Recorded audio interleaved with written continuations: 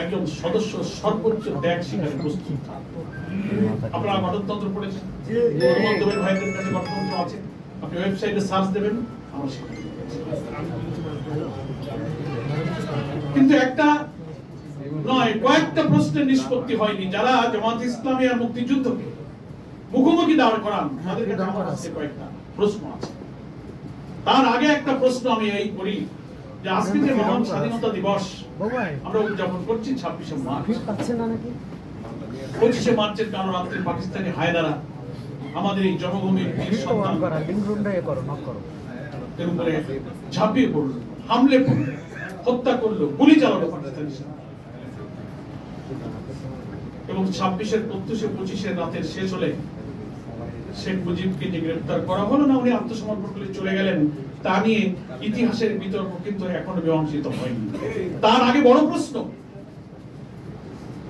Racecourse ময়দানের ঐতিহাসিক ভাষণে উনি 7ই মার্চ দিলেন।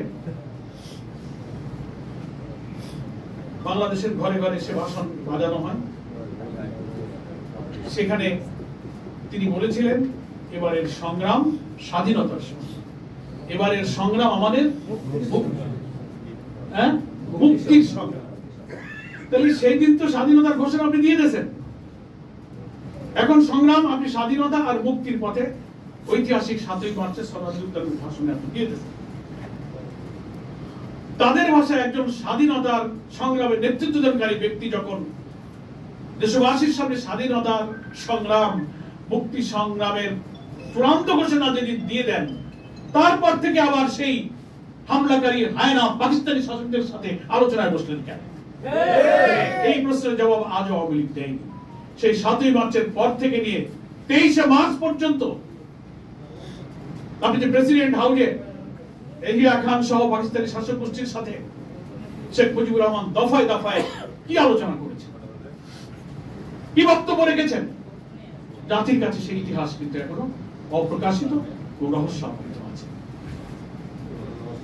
আপনি যদি এই দেশের স্বাধীনতাই চাইবেন, ঘোষণাও দিয়ে দিলেন লক্ষ লক্ষ মানুষের সামনে, আবার মিটিংয়ে বসলেন কেন?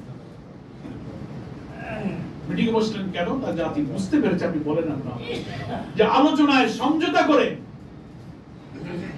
যদি আপনি তদানীন্তন পূর্ব পাকিস্তানের প্রধানমন্ত্রী হতে পারেন, সেই জন্যই আপনি চেষ্টা করেছেন।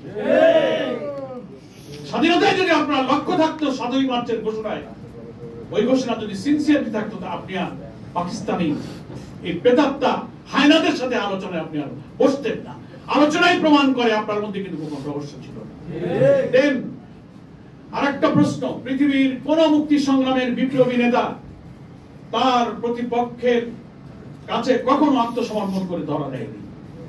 লড়াইয়ের ময়দানে থেকেছেন, মুক্তিযুদ্ধ করেছেন, গেরিলা যুদ্ধ করেছেন, রাজপথে লক্ষ লক্ষ মানুষকে সংগ্রামে গুলির মুখে ছেড়ে দিয়ে সে কখনো আত্মসমর্পণ করে পালিয়ে যায়নি। আপনাকে বলা হয়েছিল, অনেকেই বলেছিলেন, তাজউদ্দিন তার কন্যাদের অনেক লেখার মধ্যে অনেক রহস্যময় কথা আছে। আপনি দিব্যি 32 নম্বরে থাকলেন আর পাকিস্তানিরা আপনাকে নিয়ে পাকিস্তান চলে গেল। কেন গেল?